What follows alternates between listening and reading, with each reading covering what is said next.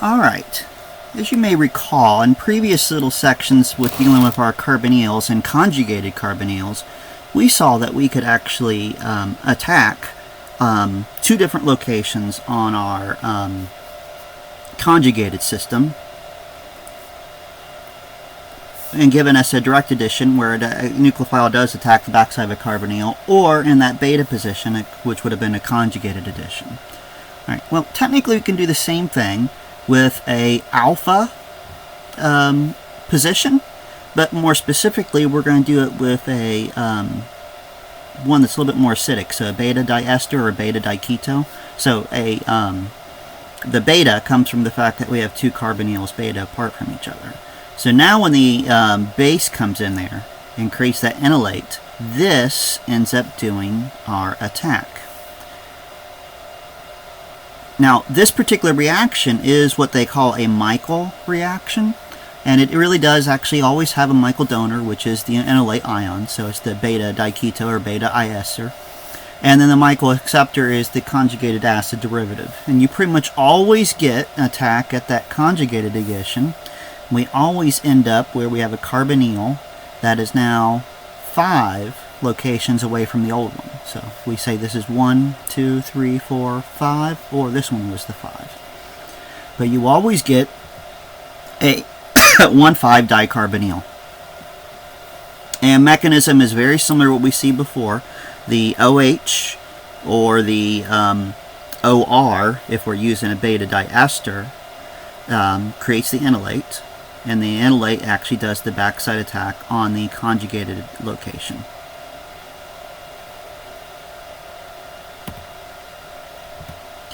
Alright, no idea why that looks like that. Okay, now we saw that previously our carbonyl compounds always behaved electrophilic because that backside was attractive, and now we just introduced the whole idea that the alpha position can be nucleophilic. We are going to now look at something called aldol addition. It's essentially where these two actually end up attracting each other, and it can be to the exact same molecule. So what kind of happens, I'm just going to repeat this molecule right below it. The reason I'm doing this is one of these ends up behaving like the enolate and does an attack backside, creating that 1, 2, 3 connection, 1, 2, 3, and where this one was an O gets turned into an O minus and then eventually an OH. So you always get a beta hydroxyl carbonyl. So there's your carbonyl and there's a hydroxide beta to it. And all I ever do when I actually try to figure out what this is or what it's going to make is I just draw a second molecule right below it, right underneath that enolate position, and show it getting a backside attack to that carbonyl. Alright, so let's actually figure one of these out. Now typically what we see when we do an aldol addition is you will just list a single compound. Like propanol would just be 3 carbons, then H, and we're saying we're adding OH to it. So the OH would allow us to create an enolate, and since there's nothing else here, our carbonyl is going to be a second propanol. We're just going to do a backside attack to that, so we're going to end up with, and if I drew it like our book does, this is the position that was the enolate. It was a CH2, now it's a CH, and then this carbon, which is a CHOH. And that right there, I've just actually done these 3. So also off this enolate position, I have a CH3, and off of this carbon that became the hydroxide, I have 2 carbons. And that would be our product.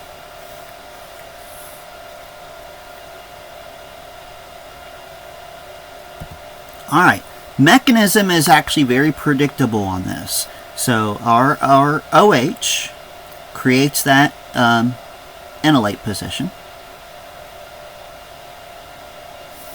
and we can now get it to attack a second carbonyl compound.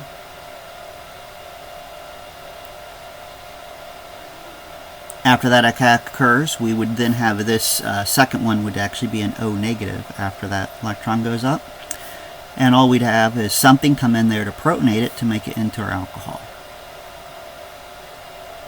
Similar mechanism, even if we have a ketone, we still create one side creates the enolate, which attacks the back side of another carbonyl, creating the O-, and then something protonates it. Okay, if we heat these up and throw a little bit of acid in there, we typically see an elimination occur. And that's simply because this is actually creating a conjugated system. And it always creates the same problem. Even though typical elimination of an alcohol, you have various hydrogens that could actually be kicked off, you're almost only ever going to see the conjugated system.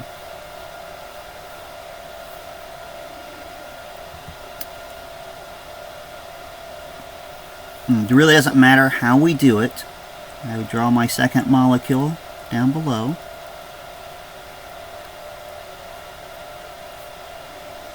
Show that attack to figure out what this molecule is. And the double bond that you form, the new conjugated bond, it'll always be between the alpha and the beta positions. Alpha and beta to the carbonyl. Alright. The conjugation can be base catalyzed or acid catalyzed. We saw the acid catalyzed. Base catalyzed is very similar. The OH just comes in and rips off that adjacent hydrogen on the alpha position, which allows us to get that nice little resonance that we typically expect for the enolate to occur. But once we've created the enolate, we're able to actually have that come in here instead, and then we'll just kick this off and regenerate the OH. Okay, sometimes because of the nature of the beta hydroxyl, you will get the elimination regardless of whether or not you heat it. This particular example, we have a benzene ring that's conjugated with the carbonyl. So we would create the enolate. The second one comes in here. I'm going to do a pH rather than that. And we get that backside attack. But it creates this. But we see if we actually make the alpha-beta double bond here, it will be conjugated with the ring to the carbonyl to that other ring. The whole system becomes conjugated. And just because of that alone, this just happens whether we want it to or not. Alright. We're going to predict something. We're going to prove that we can make 2-methyl-1-pentanol using just 1 propanol. So the pentanol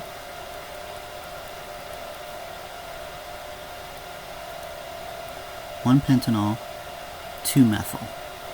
And we want to make that from just propanol.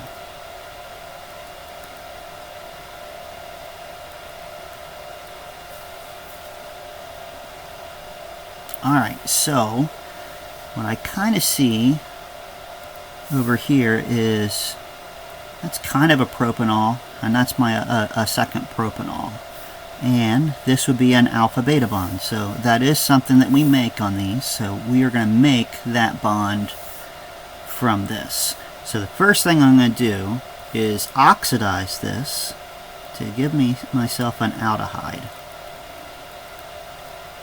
And how do we oxidize a primary alcohol to make just an aldehyde? Well, a great way to do that would just be PCC. We could use the NaOCl at 0 degrees Celsius as well, but we're going to make a bunch of this.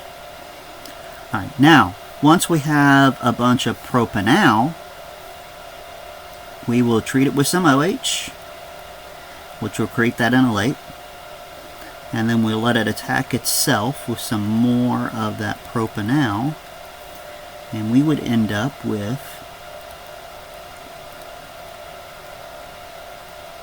the CH, which is now connected to a COH. This CH is right here. and these two are over here.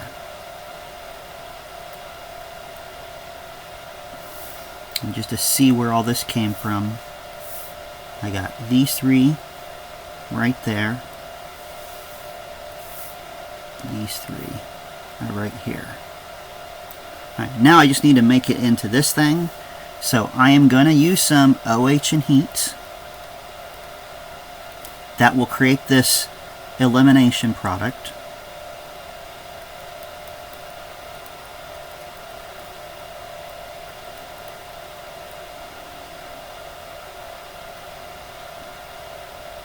And since I kind of want to get rid of both these double bonds, I'm just going to use hydrogen with some platinum or even nickel and oxidize or add hydrogens across both those bonds.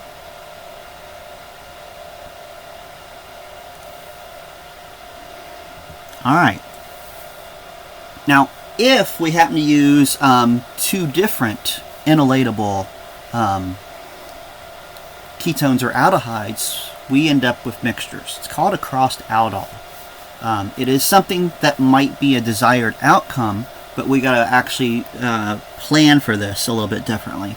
Because if I wanted to get either one of these two in the middle, the only way I'm going to get these two is if I start with two different ketones, or aldehydes in this case. Because technically either one of these is capable of being the enolate, and either one of them is capable of being the carbonyl that gets attacked. And up here at the top we have where A attacks A, which is what you'd get if you only put A in the container. And down at the bottom is what you'd get if you only put B in the container. But if they're both there, you're just as likely to get either one of those, where it reacts with itself or this reacts with itself. Here on this top row, that second row down below, that's what we're going to have if A creates the enolate and then attacks B. So A comes in here and attacks B. And then this row is if A gets attacked by B. So we end up with mixtures if we were to put both those in the same container simultaneously. So obviously that would not be desirable. So how are we going to avoid that? Well, it's all in how we actually choose to put things in. Now, certain times we're able to do crossed aldol where we only get one product. Claisen condensation is a great example of that. It is a crossed aldol. We will have two different carbonyls. But the first one doesn't have any enolate position. So if I throw a bunch of OH in with it, nothing would happen. And then if I slowly add the position I want the enolate to be added to, it would create that enolate position, which would then come in and do a backside attack. Now it's showing the final product because this one, if we think about that, got that benzene ring. The attack position would become the OH. This is now attached as a CH2 to that carbonyl to the CH3. And this one formed that elimination because got a benzene ring. So this is a benzoic position, and then there's the carbonyl. So that alpha beta is favored making that double bond. Alright, but what are we going to do if we have crossed aldol that we have a desire and we have both locations have enolate? This double bond O should be over here. But I have a possible enolate position here and I have a possible enolate position here. So I get mixtures. Well, if I want to guarantee I get one particular one as the enolate, so this was the cyclohexanone that they want as the enolate, the best way to guarantee that we get that is to put it in the container and add some of that LDA that we introduced. That would create that enolate position. And then we slowly add the one that we want to have the backside attack to, which would be that position. And we get our product we want. And on this one, if we were to heat it with some OH in there, the new bond, alpha beta, would be right there.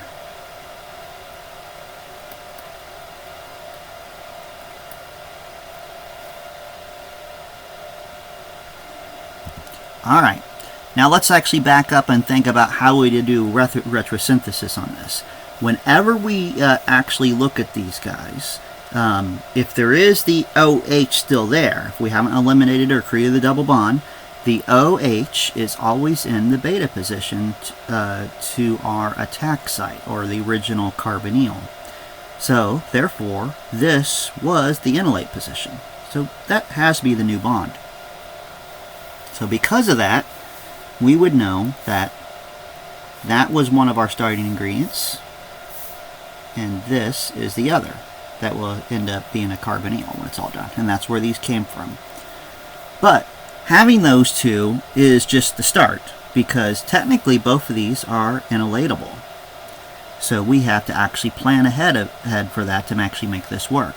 So since they were both enolatable positions, the one that we want to form the enolate, we're going to treat with some LDA. And once we've created the enolate position, we will add the other one slowly to get our final product.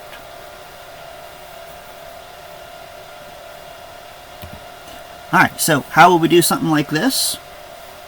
Well, we would find our new alpha-beta bond. Now, technically, and I'm going to do this in a highlighter, either one of these alpha-beta bonds could have been formed. And alpha-beta is alpha and beta to that carbonyl that's still present. Alright, but the double bond is much more likely because it's not had anything done to it, and there's no way we can easily make that. So we are going to suspect we created that bond. Therefore, what we had prior to that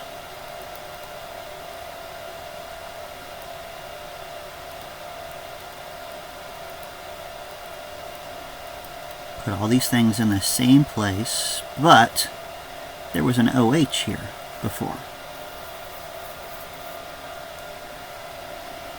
And prior to that,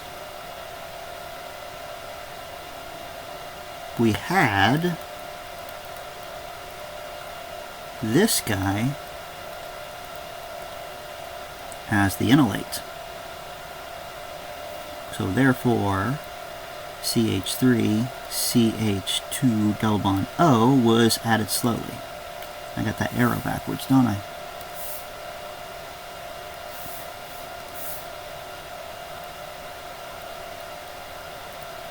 Because if we added that slowly, and that's just a single H. If we added that slowly, this would have been attacked by that enolate position. And we created that by taking, this would be 1, 2, 3, 4, butanol, and treating it with some LDA. So, to actually make this, we would have taken some butanol, treated with LDA to make this butanol enolate, which is, back up here in our starting thing, that is this part of the molecule. Once we created the enolate, we slowly added ethanol, which is this part of the molecule. Create that OH, and then this last step, we did some heat and some OH or H plus, or acid. Create that elimination. Alright. Another one of these condensations that we can do, or attacks, is called a Claisen condensation. The difference here is we're going to use esters. Now, kind of to a degree, same type of thing happens. The O creates an enolate, and we get a crossed reaction. It's just that this one is crossed between two esters rather than two ketones or aldehydes. Alright, now, when we do this backside attack now, though, this, being a good leaving group, it does indeed leave.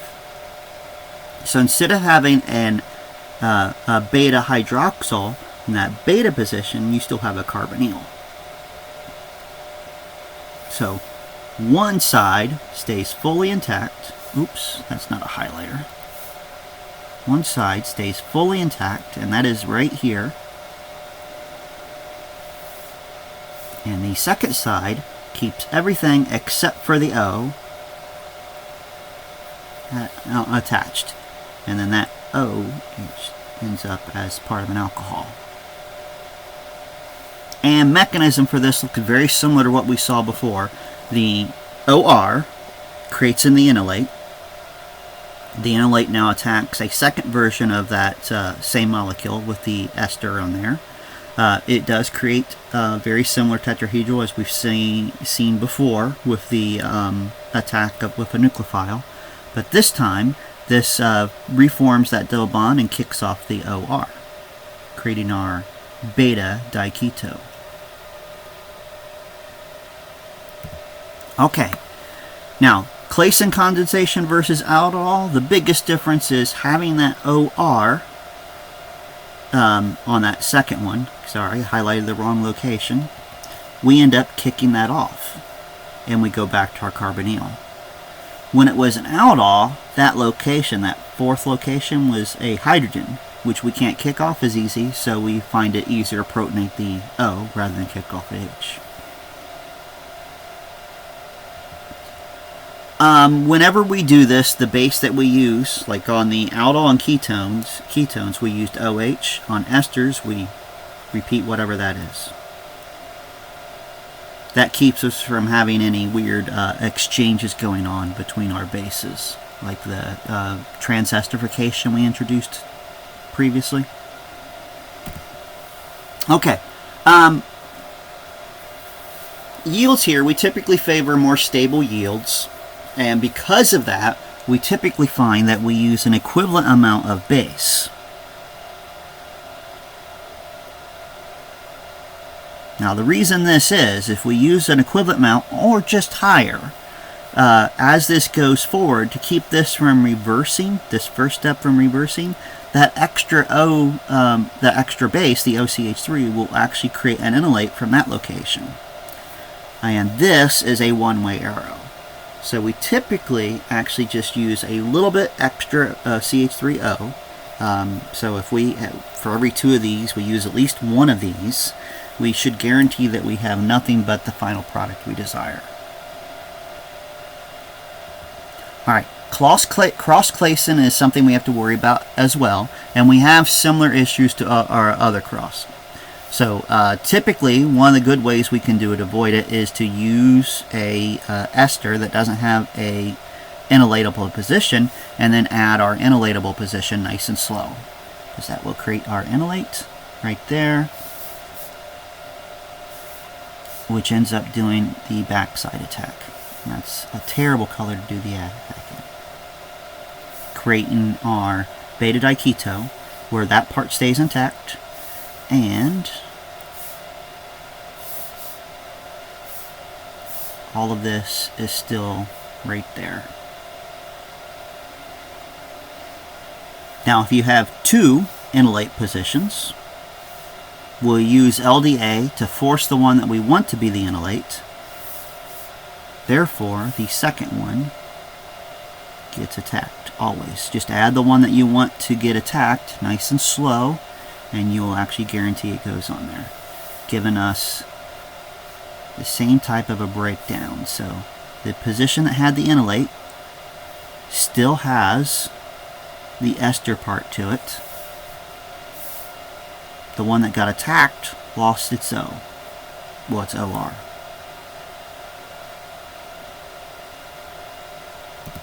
Okay, other crossed reactions. Mixture here is to use an ester with an aldehyde or ketone.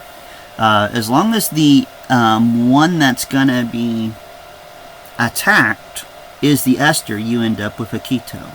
So we actually create our enolate, it attacks the ester, and you end up with a beta diketo.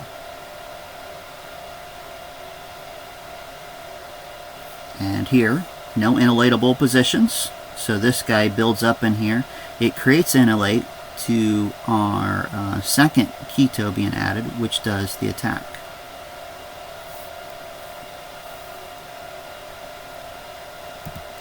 Alright, more crosses. A neat one that actually pops in, we can actually make beta diketo esters by using a carbonate where we have the R groups added, and it's always the same thing. So a diethyl carbonate, dimethyl carbonate, they're going to have the same OR. But using that base doesn't do anything to this, so it will create the enolate position to the stuff that we add, which does a backside attack, and one of those ORs would get kicked off and the other one would stay on there. Alright, another actually neat thing we can do on these condensations is intramolecular condensations. Now, what that means is we technically have one of these two enolatable positions. This thing has two of them. One of them becomes the enolate, and it attacks the other one, like here, and attacks the other one. Now we will, in both these cases, kick off that OR, so these do form the diketos again. But this one up here forms a 1, 2, 3, 4, 5 membered ring, with this guy still coming off as a branch. It is a beta diketo. This is the bond that was formed.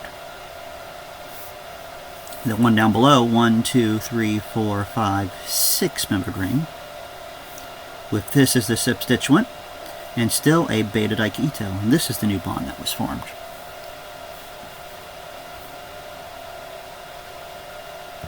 Alright, mechanism is very predictable if we look at what we've been seeing on here. You create that enolate position. It does the backside attack, which forces this up. Then that comes back down and kicks off the OR, reforming the carbonyl. But that's the bond that was formed, but it is an alpha beta diketo. Alright, now there are a lot of possibilities, but typically speaking we only see 5 and 6 member rings forming nice and stable. So when we have something like this, which technically this guy has two potential enolatable carbonyls, either one could attack this backside, which is what they're showing here. They're showing the two different choices. So if this top one happens, we end up with a 1, 2, 3, 4, 5 membered ring. Doesn't reform the beta diketo because this thing had a CH3 off of the end rather than an OR. So we form the alcohol instead. If it had been the other one, it would have been a 1, 2, 3 membered ring. Well, 3 member rings aren't very stable, therefore that's the only one we're going to get. Down here, we could form a 1, 2, 3, 4, 5, 6, 7 member ring, or a 1, 2, 3, 4, 5 membered ring. We're going to get the 5 member ring because the 7 member rings are just too unstable. And typically that's the safe rule. If you can form a 5 or 6 membered ring, you will.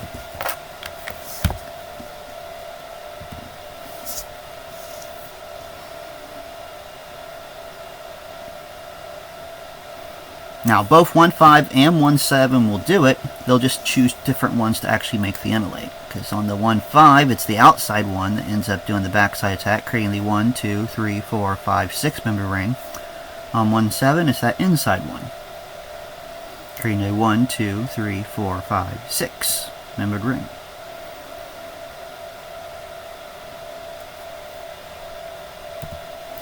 Alright, let's see if we can predict the product on one of these. Alright, so we can choose either one of these to be the enolate. I'm going to go with this one. Because see how this is nice and symmetry? We're going to get the same thing no matter how it goes, because that is going to do our attack. Should have had that over here. I could draw the arrow the right direction. But that's going to give me a 1, 2, 3, 4, 5 membered ring, attached to a 1, 2, 3, 4, 5, 6, 7 membered ring.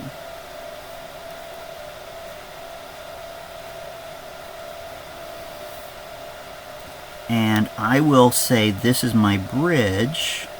So the bridge gives me that this is an OH, because it would have formed an O. There's an H off here, so I can't eliminate, so I end up protonating it again. And then alpha beta to it, beta, alpha, is the other carbonyl.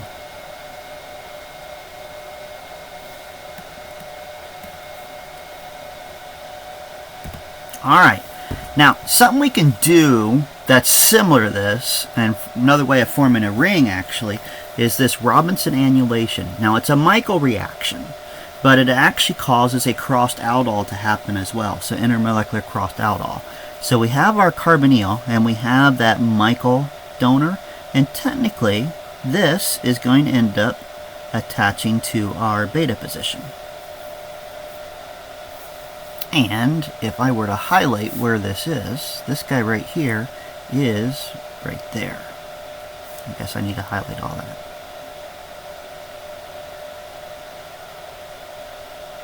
But this OH that allowed this inolate to happen will also inolate this location, which does that intermolecular addition. Now, mechanism here will actually, oops, where, oh, I hit page down. So the mechanism here, after this is formed, we create an inolate there, which does a backside attack to this location, which creates this ring for an OH there. And if we apply any heat whatsoever, we will just eliminate that bond. But what we always end up creating is, so that Michael reaction, that Michael component is right here. And I will put that this was that double bond right there. And this is the alpha-beta bond that was created in that second step. So first step created this alpha-beta bond. Second one created this one. Alright, so when we try to predict this, we actually find the carbonyl and that double bond. And we're going to imagine that break between there, because that's the two alpha-beta bonds that were formed. The Michael will be the larger part of the ring, and the other one, where this double bond is where the second aldehyde was. Same type of thing here. This and that. We turn this into a carbonyl. Alright. Now, next little thing we're going to do is to get rid of some of these extra carbonyls we have on here. Turns out when you have a beta carboxylic acid, so alpha-beta, diketo, but one of them's a carboxylic acid, if we apply heat, we end up kicking off that carbon and those two oxygens as CO2s. Now, gotta watch out when they're drawn, because it needs to be alpha-beta. So I got carbonyl alpha. This is actually that carbonyl. So that is a beta. It is a carboxylic acid. So if I apply heat, it kicks it off. Now, the reason this happens, the mechanism is actually kind of easy to understand when we look at what's going on here. So the O minus, or even the OH, allows some electrons to come in there, which actually kicks this back. Now, reason that's a favorable process is because these electrons can come up here and can actually make this kind of stable. But what has left us is a very nice and stable CO2. And we already saw the enolates are actually kind of stable, so this will actually be a stable enough complex. So heat alone is enough to actually see the loss of CO2. And since CO2 is stable enough it's not going to come back on here, this is actually going to stay a nice little one-way reaction. Alright, now if we use acid, we actually see the proton that stays on there helps create this little system. Looks kind of like a six-member ring. Well, that creates a nice concerted reaction where the O comes up here and pulls this H over here, which causes this bond to come down here, making another second double bond, which then kicks this off. And this right there is going to become our CO2.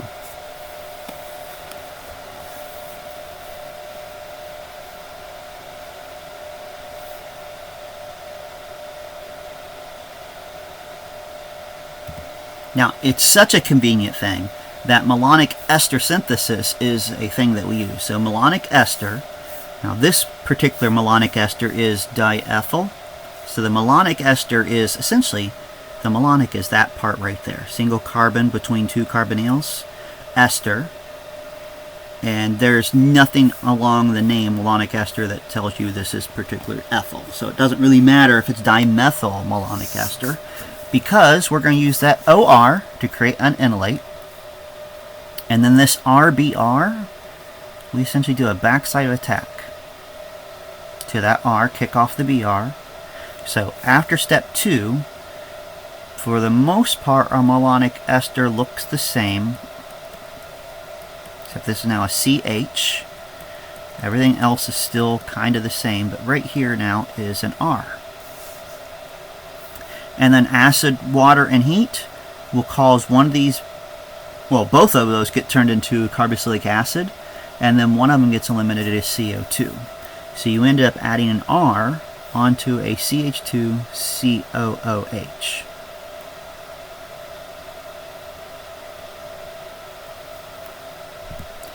And there's the mechanism for it, which I just kind of drew out, but we create the enolate. The enolate does the backside attack, SN2, to a alkyl halide. The acid and water and heat converts both those esters to carboxylic acids, making a malonic acid now. And then heat it up a little bit more, and we eliminate one of those two carboxylic acids because they are a beta to one another. Alright, if we want to add two different R groups, it is something that is possible. So an OR will create an enolate. We attack a alkyl halide. Now this is SN2, so we do want this to be primary or second, or primary or even a methyl. It wouldn't. You would be okay with secondary. No way you could do tertiary here. But this attack is SN2. Puts the R on there, but if we treat it with another OR, we can create a second enolate and add another R group on there. So we could add two different R groups. And the last two things are basically the same thing. You convert both your esters into carboxylic acids, and then you kick off one of them, and now you have a carboxylic acid with two R groups added to that alpha position. Alright, aceto ester synthesis. Very similar type of an idea, but instead of the malonic ester where we had esters on both sides, one side is an aceto group. And still use the same OR to create the enolate. The RBR attaches right there. Acid, water, and heat turns the ester into a carboxylic acid and then kicks it off. So you have a CH3 CO, CH2R. You've added the aceto group to your R group. Alright, and there's our mechanism for this. So the OR creates the enolate, which attacks the R via SN2. Acid, water, and heat turns your ester into a carboxylic acid. And to continue to heat, you kick off a beta carbonyl carboxylic acid. Alright, so let's see if we can predict something like this. So if you notice, I have, let's see, we want to start with methylpropanoate. How we're going to prepare 4-methyl-3-heptanone.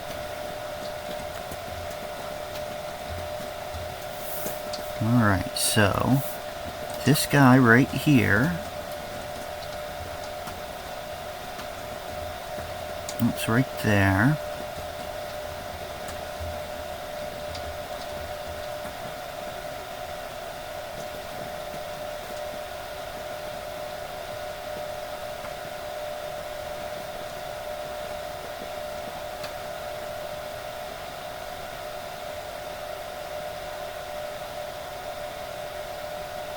no, that's not right. The reason I know that's not right is because if I were to attack this and lose the OR,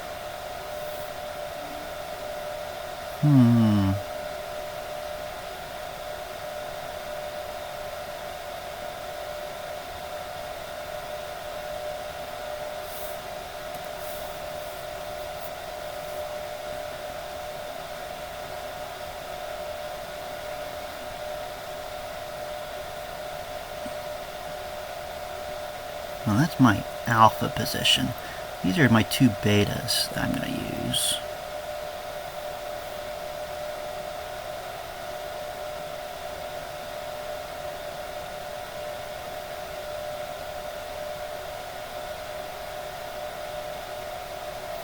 Alright, let's try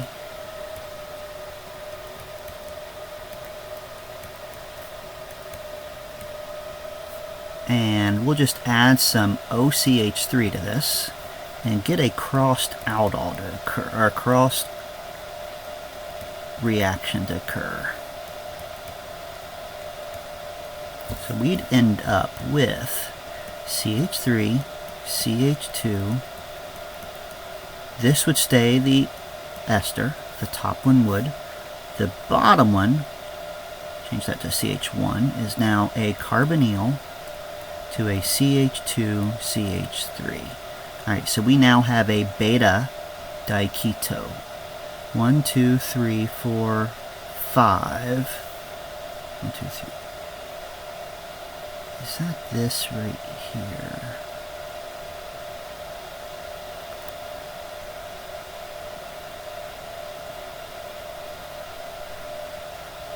Yeah. Alright, so I'm going to tag that as, no, I want that as a highlighter. This location right there is that location.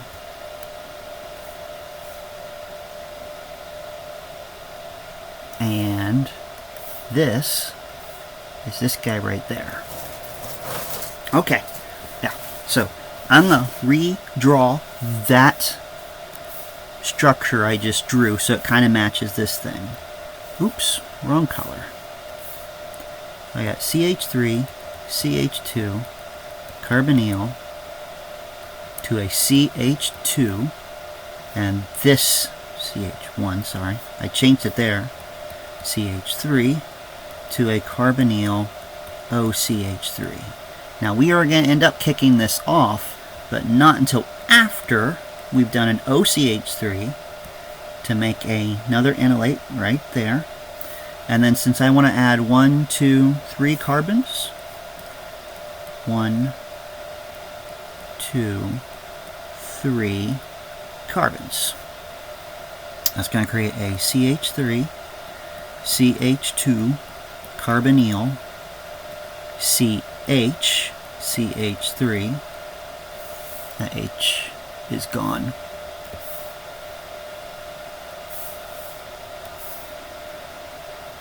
This still has the carbonyl OCH3 on it, but now it has this CH2, CH2, CH3. And then since these are still beta to one another, I get here with a little bit of, well, I do HCl. HCl, water, and some heat. And I can eliminate, because I will turn that into a carboxylic acid, and then being beta, it will turn into CO2. That's a pretty fun one. Alright, that finishes this chapter up, and we'll be ready to start the next one soon.